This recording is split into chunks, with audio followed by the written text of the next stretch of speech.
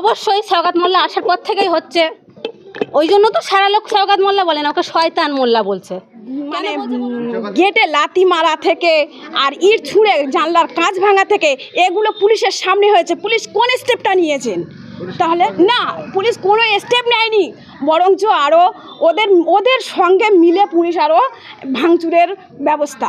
ওনার ব্যবহারে এর আগে তো আরও সিপিএম ছিল, আরও অন্য অন্য দল ছিল, তারা তো এত এরকম অশান্তি করেনি। এই সওগাত মোল্লা যেদিন থেকে আমাদের ভাঙড়ে এসেছে সেদিন থেকে আমাদের ভাঙড়টা অশান্তি। ছেলেগুলো সব বাইরেরা মাঠে এখান সেখান রাত কাটাচ্ছে, মহিলারা আমরা ঘরে শান্তিতে থাকতে পারছি না।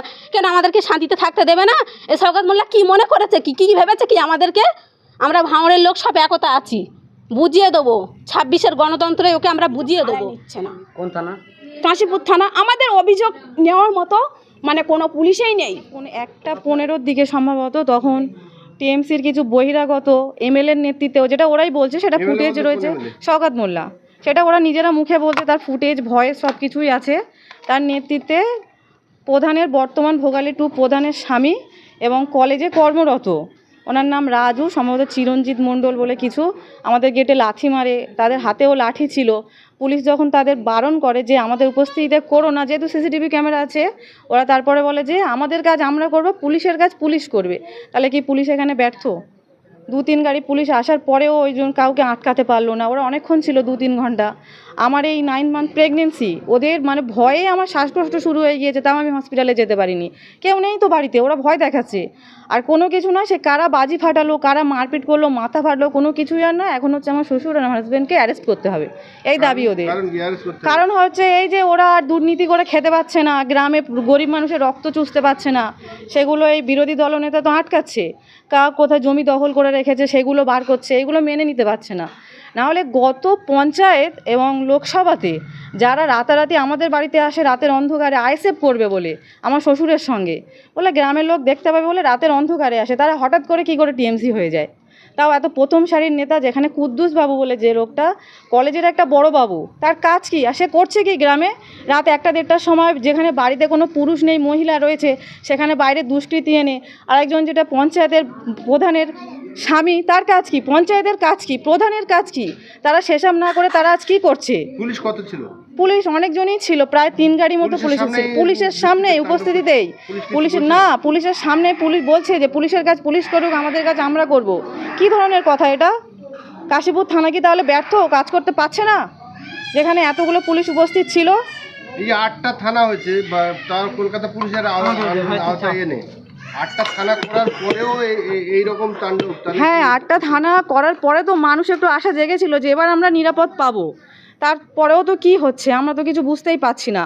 ফোন করছি রাতের বেলা পুলিশকে, আমাদের ফোন করার আগে বলছে হ্যাঁ আমরা ফোন পেয়ে গিয়েছি, যাচ্ছি। তাহলে সব কিছু নিশ্চয়ই গটাপভাবেই হচ্ছে। এখন বলছে পুলিশকে ফোন করলে বলে আইনের ব্যাপার, আমরা কতটা কি বলবো। তা সেখানে তো আইনের ব্যাপার নাকি শাসকের চাপ সেটাও বলছে না, সেটা পরিষ্কার বলে দিক। আইনে কি কোথাও লেখা রয়েছে যে প্রশাসন দাঁড়িয়ে থাকে, প্রশাসনের সামনে দেখা যাচ্ছে? সেটা তো পুলিশকে প্রশ্ন করা দরকার যে কোথাও লেখা আছে কি, আমাদের তো বলছেই না। তারপরে দেখুন গ্রামের আরেকটা বড় ব্যাপার বলি, একটা ফেক আইডি কেউ আমাদের গ্রাম থেকেই চালায়, অনেকে সেটা চিহ্নিতও করেছে। গ্রামের অনেক কুকর্ম সেই আইডিতেই প্রকাশ পায়, যেখানে আমার হাজব্যান্ড এবং কিছু আইএসএফের ছেলেরা আছে, করতেই পারে, রাজনীতি মানুষের একটা গণতান্ত্রিক অধিকার, কে কী করবে না করবে তার ব্যক্তিগত ব্যাপার। সেই পেজে দিয়ে যে এরা দুষ্কৃতী, বাড়ি থেকে পালিয়েছে, এদের যেখানে খুঁজে পাবেন সে ফুটেজও আমার কাছে আছে, এদেরকে থানায় যোগাযোগ করবেন। কিন্তু আমার যতটা জানা এই কাজ প্রশাসন ছাড়া কেউ করতে পারে না। তাহলে এই পেজটা বা এই আইডিটা সম্পর্কে আমরা এর আগেও থানাতে কমপ্লেন করেছি, সেখান থেকে পুলিশের তরফ থেকে কিছু পাইনি আমরা।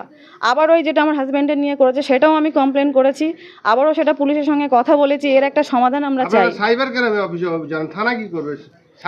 সেটা তো থানা আমাদের বলে দেবে যে আমরা কিছু করতে পারবো না, তারপরে তো আমরা যাব থানা। তাহলে পরিষ্কার বলে দিক যে আমরা ফেলিওর, আমরা পারি না। থানা তো ফেলিওর হয়ে গেছে, আপনারা তো বুঝতে পারছেন। তাহলে তারপরেও তো আমাদের উচিত, যেহেতু কলকাতা পুলিশের উপর একটা ভরসা রাখা, তার দীর্ঘদিন একটা। আপনারা দাবি করছেন যে আমাদের বেশ কয়েকজন কর্মী আক্রান্ত হয়েছে, কিন্তু তারা দাবি করছে যে তাদের বন্দুকের বাট দিয়ে। ওসব একদম পুরো মিথ্যা কথা। ওই একটা নাম যেটা বলছে, যে আমি নাম ধরেই বলছি যেহেতু ফুটেজ আছে, ওই গোলাম রব্বানী মোল্লা যেটা বলছে যে আমাকে এই মেরেছে ওই মেরেছে, প্রথম যখন বাজি ফাটানোর ঝামেলা হয় উনি বাড়িতে ছিলেন না, তারপরে যখন আসার পরে থানা থেকে ঘুরে আসার পরে ওই মানুষটাই নিজেই আবার ঝামেলাটা সৃষ্টি করে। মারপিটটা হয়েছে এখান থেকে বাবু সাহাজির বাড়ির ওখানে, তাহলে রব্বানী বাবুর বাড়ির সামনে হয়নি, তাহলে ওরা নিশ্চয়ই মারতে আসেনি, মারতে এরা গিয়েছে ওখানে দু দলের মধ্যে মারামারি হয়েছে, কার মাথা ফেটেছে কার কি ফেটেছে। এবার রব্বানী বাবু ছেলে কি বলছে, আমার কাছে সব ভিডিও আছে, তাহলে থাকলে সেটা প্রকাশ করুক, সেখানে বোঝা যাবে কে কাকে মেরেছে কে কার মাথা ফাটিয়েছে। বলছে আমার 70,000 টাকা ছিল নিয়েছে, সে ভিডিওগুলো দিক না। মানুষ কি এখনও এত বোকা যে ওদের মতো ওরা কথা সাজাচ্ছে আর সবাই বিশ্বাস করবে? আপনার ওই বাইরে যে ঘটনাটা ঘটিয়েছে, যে সিসিটিভি ফুটেজ আপনি দেখাচ্ছিলেন, সেটা কি পুলিশের হাতে দিয়েছেন? হ্যাঁ, পুলিশের কাছে কিছু ভিডিও আছে, কিন্তু সেটা কিভাবে প্রকাশ পাচ্ছে বুঝতে পারছি না, কারণ ওখানে তো উল্লেখই করছে না যে এটা টিএমসির নেতার আইএসএফের বাড়িতে মারছে, শুধু বলছে যে দুষ্কৃতীরা হামলা, কিন্তু কে কাকে মারছে সেটা তো মানুষ বুঝতে পারছে না।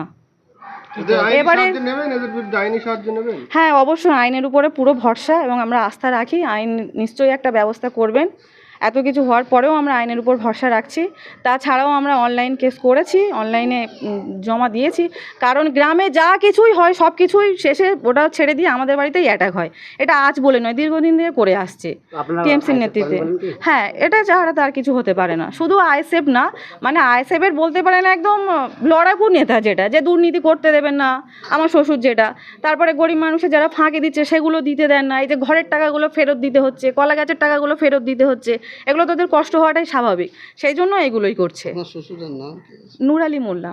তো প্রথমে আমাদের গ্রামে মানে শাসক দলের নেতারা ওনারা কোনো ইস্যু খুঁজে পাচ্ছে না। প্রথমে আমাদের এখানে যে ওই আইএসএফ তোমার স্টেজে যে পতাকা ছিল ওটা পুড়িয়ে দিল প্রথমে, কোনো থানাতে কোনো অভিযোগও নেয়নি, কোনো কেসও নেয়নি তারপরে ওরা তো কোনো অভিযোগ, ওরা তো কোনো ইস্যু পাচ্ছে না, যে কোনো একটা ইস্যু নিয়ে মারামারি কাটাকাটি হানাহানি হবে, বাড়িতে পুলিশ যাবে, এমনকি আমাদের হুমকিও তার আগে দেখিয়েছে রাতের ঘুম হারাম করে দেবো।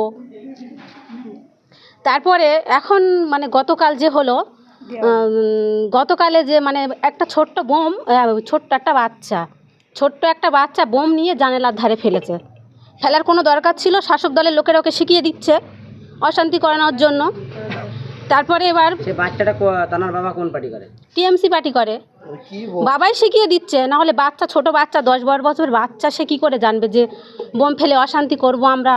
আমাদের আইএসএফ তৃণমূলের মধ্যে ফিকশন বাদিয়ে ঘরে থেকে সব মানে মহিলাদেরকে করা হবে, পুরুষদেরকে সব ঘর ছড়া করা হবে, রাতে আমাদের ঘুমোতে দিচ্ছে না, পুলিশ যাচ্ছে আমাদের বাড়িতে, কেন এসবগুলো হবে? কেন, কিসের জন্য? আমরা তো জানি না ওরা যে পুলিশ কি ক্রিমিনাল, তার তো আমরা পুলিশ থাকলে তার একটা নাম্বার প্লেট থাকবে, তার ব্যাস থাকবে, কোনো কিছুই নেই, সাধারণ ড্রেস। এমনকি আমার ঘরের তালাও ভেঙেছে, আমার ঘরের তালা ভেঙে গিয়ে খাটের তলা সব জায়গায় লাইট মেরে মেরে দেখছে। কেন, আমরা কি চোর? আমার স্বামীরা কি চোর না ডাকাত না আসামি? এইগুলো হবে কিসের জন্য? কিসের জন্য হবে এগুলো? এগুলো কিসের জন্য করবে শাসক দল? কেন এখন ওনাদের রাজত্বটা ওনাদের হাতে আছে বলে সেই জন্য? একদিন আমাদেরও সময় আসবে, এটা কিন্তু জেনে রাখা দরকার তাদেরকে। এগুলো তো অন্যায়, এই অন্যায় কাজগুলো করছে কেন ওনারা? এবার বাচ্চাটাকে তো দিয়ে মেরেছে, তারপরে এবারে যে মানে আমাদের আইএসএফের লোকেরা এসে বলছে যে এটা কেন করলো, জানালার ধারে মেরেছে, আমাদের ঘরে মারবে দুদিন পরে। এর কি কোনো গ্যারান্টি আছে নাকি যে আমাদের ঘরে মারবে না? এবারে যে মানে যে বাচ্চার বাবা টিএমসির যে আর কি লিডার কি নেতা, জাউখাক কর্মী, জাউখাকটা হবে আমি জানি না সঠিকটা, কিন্তু উনি টিএমসি পার্টি করে। তারপরে এবার যখন আইএসএফেরা এসে ওনাকে বললো যে আপনার বাচ্চাটা এরকম করেছে, দুদিন পরে তো আমাদের ঘরেও ফেলতে পারে, আমরা তো ঘর দরজা ধরে তো পুড়ে মরে যেতে পারি, আমাদের কোনো আছে নাকি? তারপরে ওই মানে যে এখানে সিসিটিভি ফুটেজ আছে, আপনারা দেখতেও পারেন চেক করে, সিসিটিভি ফুটেজেও আছে যে তোমার ওই যে বাচ্চাটা বোম ফেলেছে, ওর বাবা ওর মা যে দুজন কর্মী তারা এসছিল, তাদের কেমন ইট দেখিয়ে মারতে গিয়েছে, ইট নিয়ে ফুটেছে আছে, বলে তোদের মেরে ফেলে দেবো। সে নানা রকমের মানে ওদের যা ভাষা, ওদের তো ভাষার কোনো সীমা সংখ্যা শেষ নেই, এরকমভাবে মানে আমাদের গ্রামটা অশান্তি করছে। সৌগত মোল্লা ভাঙড়ে আসার পরে কি অশান্তি না এর আগে? অবশ্যই সৌগত মোল্লা আসার পর থেকেই হচ্ছে, ওই জন্য তো সারা লোক সৌগত মোল্লা বলে না, ওকে শয়তান মোল্লা বলছে। কেন বলছে বলুন তো? ওনার ব্যবহারে। এর আগে তো আরও সিপিএম ছিল, আরও অন্য দল ছিল, তারা তো এরকম অশান্তি করেনি। এই সৌগত মোল্লা যেদিন থেকে আমাদের ভাঙড়ে এসেছে সেদিন থেকে আমাদের ভাঙড়টা অশান্তি। ছেলেগুলো সব বাইরেরা মাঠে এখান সেখান রাত কাটাচ্ছে, মহিলারা আমরা ঘরে শান্তিতে থাকতে পারছি না। কেন আমাদেরকে শান্তিতে থাকতে দেবে না? এই সৌগত মোল্লা কি মনে করেছে, কি ভেবেছে কি আমাদেরকে? আমরা ভাঙড়ের লোক সব একতা আছি, বুঝিয়ে দেবো 26-এর গণতন্ত্রে ওকে আমরা বুঝিয়ে দেবো। এই যে মিথ্যা কেস হচ্ছে, আগামী দিন কোনো আন্দোলনে নামার কোনো চিন্তা ভাবনা? অবশ্যই নামবো, কেন নামবো না? আমাদের স্বামীদেরকে, আমার স্বামীরা যায়নি সেখানে, জানেই না কিছু, বাড়ি কাজ করছিল, তারা এমনি সাধারণ কাজ করে, দলে যায় না কেন যায়, মানে সব সময় না, সব ঝুট ঝামেলায় যেতে চায় না কো। আমাদের আইএসএফের লোকেরা কীরকম বলুন তো, দলের লিডাররা সবসময় অশান্তি শান্ত করতে চায়, কোনো অশান্তি চায় না, তারা সবসময় চায় মিটিয়ে দিতে। আর এই টিএমসি লিডারগুলো যা আছে কি বলুন তো, এরা সবসময় অশান্তিটা পাকিয়ে দিয়ে এদেরকে কখনো জেলে ভরবো, দেখেছেন তো আগে 21-এ ভাইজানকে বা 42 দিন জেল খাটিয়েছে। এদের একটা পেশা আছে, আমাদেরকে মানে এইরকম উত্তেজিত করে আমাদেরকে ভয় দেখানোর। গেটে লাথি মারা থেকে আর ইট ছুঁড়ে জানলার কাঁচ ভাঙা থেকে এগুলো পুলিশের সামনে হয়েছে। পুলিশ কোন স্টেপটা নিয়েছেন? তাহলে না, পুলিশ কোনো স্টেপ নেয়নি, বরঞ্চ আরও ওদের সঙ্গে মিলে পুলিশ আরও ভাঙচুরের ব্যবস্থা, মানে কারা মেরেছে, কারা মেরেছে? শাসক দল পুলিশের সামনে মেরেছে। পুলিশ এটাও বলছে যে আমাদের সামনে যদি আপনারা এই করেন তাহলে আমরা চলে গেলে কি না কি করবে। তাদেরকে তাদের বিরুদ্ধে অভিযোগ করেননি কেন? না না, আমাদের কোনো অভিযোগ থানায় নিচ্ছে না। কোন থানা?